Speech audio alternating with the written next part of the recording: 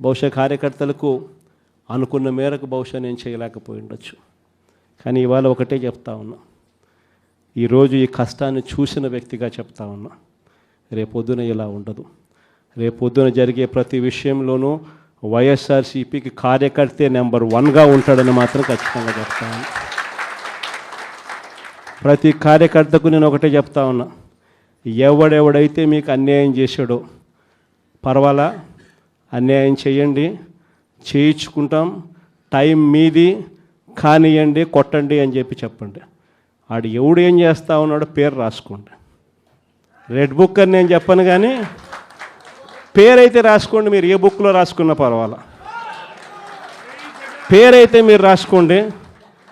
దాని తర్వాత మాత్రం అన్యాయం చేసినోనికి సినిమా మాత్రం మనం చూపిస్తామని చెప్తాను.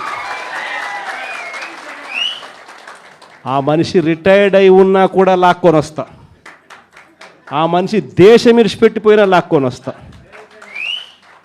ఎవరిని వదిలిపెట్టేది ఉండదు. ఒక్కొక్కడికి మాత్రం సినిమా మాత్రం ఎలా చూపించానో అలా చూపిస్తామని మాత్రం చెప్తాను. ఖచ్చితంగా వీళ్ళు ఏదైతే నాటుతున్నారో, ఏదైతే ఇత్తుతున్నారో, ఇది రెండింతలు వీళ్ళకు పండే కార్యక్రమం కూడా జరుగుతుందని మాత్రం ప్రతి కార్యకర్తకు గట్టిగా చెప్పండి. ఎందుకనంటే ఈరోజు రాష్ట్ర వ్యాప్తంగా ఇదే జరుగుతూ ఉంది.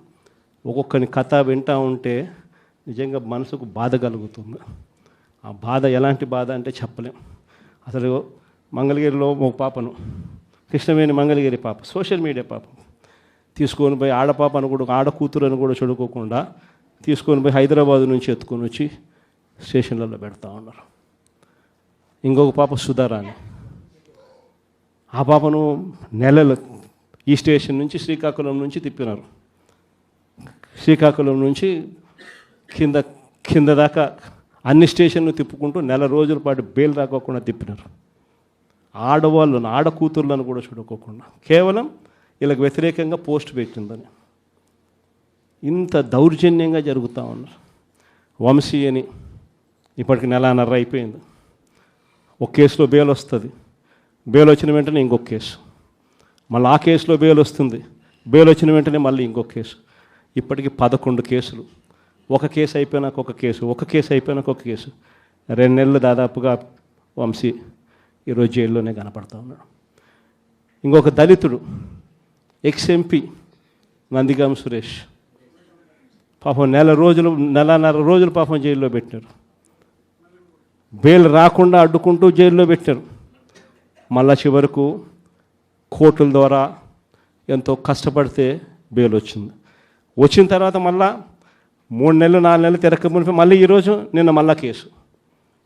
వాళ్ళ ఇంటి దగ్గరికి ఒక వ్యక్తి వచ్చి దళితుడని కూడా చూడుకోకుండా ఆ మనిషిని ఈయనే తిడతాడు. ఎందుకు నన్ను తిడుతున్నావు అని చెప్పి ఈయన ప్రశ్నిస్తే ఈయన మీద కేసు పెట్టి జైల్లో పెడతా ఉన్న పరిస్థితి మొట్టమొదటిసారిగా ఇప్పుడు చూస్తూ ఉన్నాం. అది ఈరోజు ఇంత దారుణంగా ఈరోజు జరుగుతూ ఉంది.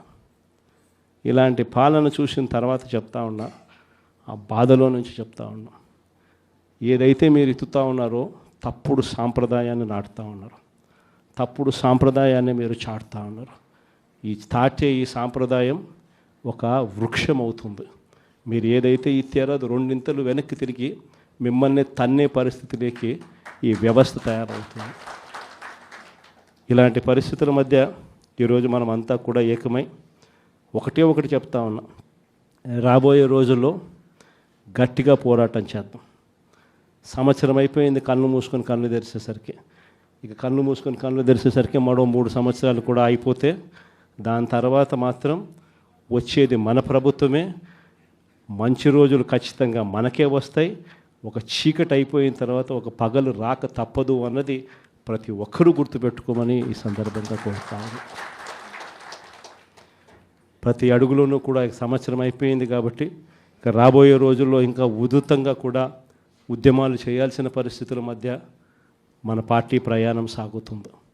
ఈ లోపల మనం గ్రామ స్థాయి దాకా కూడా మనం వెళ్ళిపోయి గ్రామ కమిటీస్ ఫామ్ చేసుకోవడం దగ్గర నుంచి మొదలెట్టి బూత్ కమిటీస్ ఫామ్ చేయడం దగ్గర వరకు కూడా పూర్తిగా మనం చేసుకోవాల్సిన కార్యక్రమాలు, ఏర్పాట్లు అన్నీ కూడా వ్యవస్థీకరణగా మనం చేసుకునే కార్యక్రమం మనం చేసుకుందాం.